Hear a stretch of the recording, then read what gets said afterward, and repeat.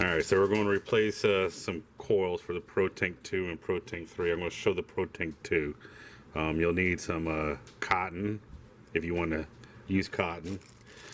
In the case that the coil is actually bad, you'll need some replacement wick and coils. I'll show that a little bit more. In case the actual silica is damaged, you get replacement rubber insulators and top pieces. You'll need just a couple tools. Fingernail clippers work really well, and some really sharp tweezers. You really want to be really sharp and pointy, because you got to build graph. I think I'm trying to get that in focus. You can see how sharp that really is, but this ain't really helping. And then I just got a base off of a Protank 2, just to hold the coil to provide some leverage. And so, of course, you'll need the coil. So we'll take the coil, we'll spin it up in there into the base, so we have a nice little place for the housing.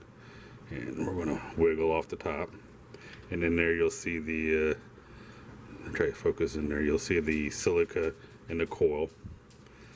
Now this is the easy part, just taking this and pulling it out like that, right there. Try to get it in focus so you can actually see the coil down in there. Yeah.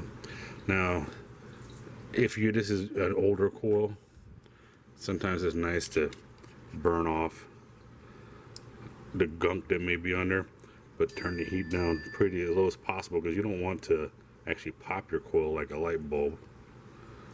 And you can see how it lights up right in there. See, and now if that was all gunky, it was, it would evaporate whatever on there. So now I just take a small strand of cotton, just like that, and then I like to twist the end, make it like a needle point out of it. You see that? Not really well. And then take this and spin it up like that. If you curl it over the tip, then it's a little bit easier to thread in there. And then you find, let's take it off of there. If you back it out of the base, you'll see that what I'm trying to do is trying to line it up on this camera. Let's see.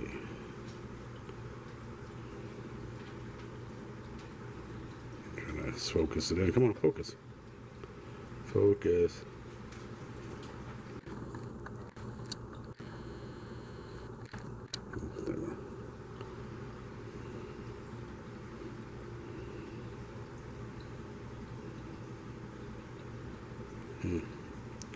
I'm trying to throw you guys in here. They ain't gonna show. Come on. Darn camera.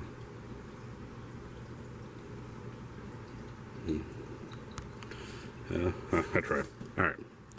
What I'm trying to do is trying to get the cotton to go through the coil. I spent way too much time trying to get the camera in focus. But so you thread the cotton in there. You can kind of see it right there now. And then I take my tweezers and I grab them by the end and I pull through just like that. All right, just like this. And then I take a little bit of the oddball side, stretch it over the top, just like that. And then you take the top and you put it back on there, just like that. And then you take a pair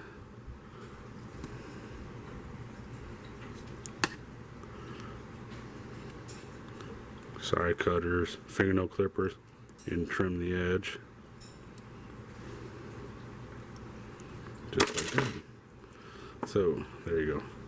Now you have a Kanger 2, or it could be Kanger 3 coil with organic cotton in it. Now, next step will be to show you how to actually replace a bad coil.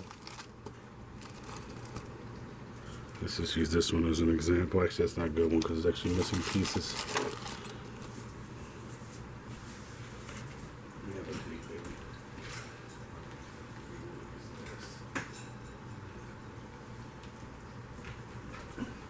Alright, here's a Kanger Protank 2, and we're gonna take the bottom off, and you can see how it's a a little ucky, but it's not really that bad.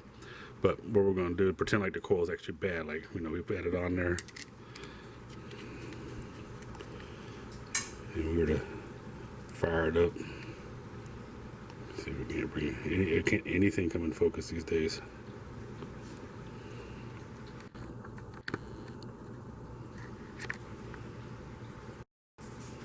Let's see here. Alright, so you might be able to see the settings right there. So if the coil was bad, it would read 0.0 just like that right there. So we're going to take it apart. Yet again, I'm going to keep it in the housing, and I'm going to pull out the top, and I'm going to pull what was in there out. So the only thing that's left in there now is the coil. Right there's the coil. I'm going to pull the positive pin out, the silicone insulator, and there's the coil right there. Just toss that to the side. Now we're going to grab another piece of coil here, try to bring it in focus maybe. There you go, you can see. And I'll put the links down to these down in the description.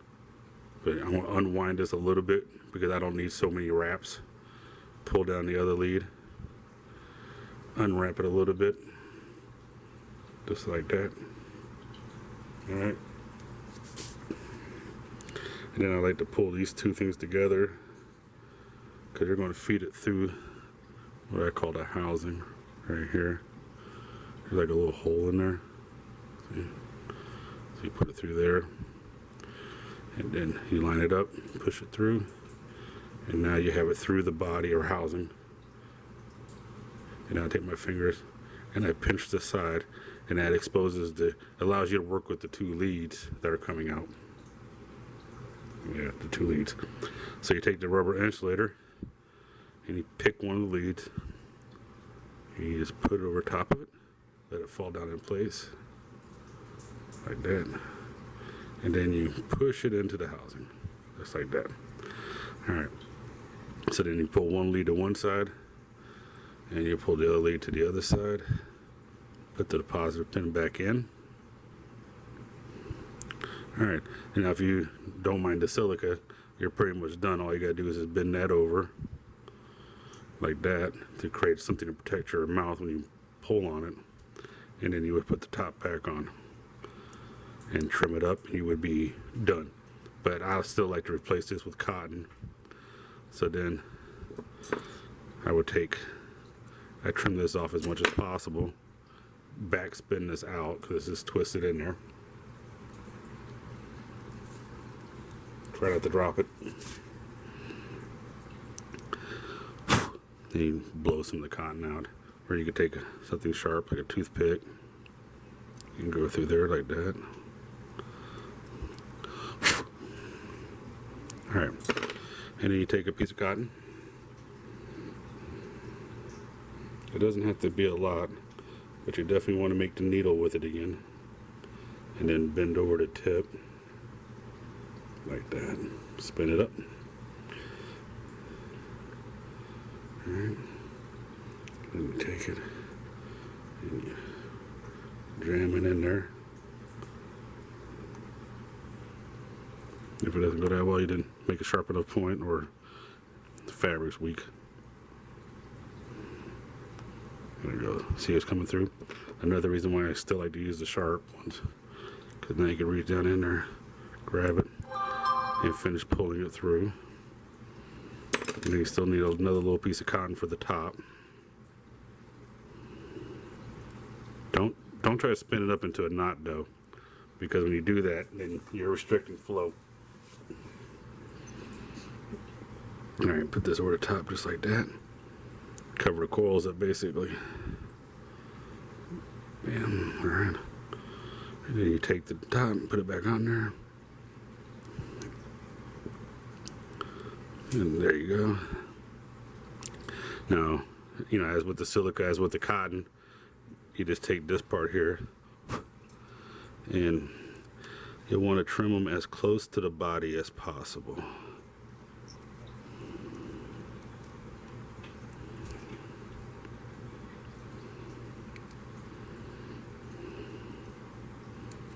And I like to put it back in the housing. Spin it up, put it back in the housing.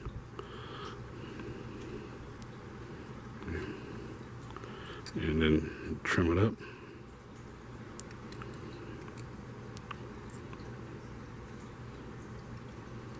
There. There you have another coil all done. And like I said, if this part gets all gunky, or that rubber insulator gets all gunky, you can get replacement parts for those.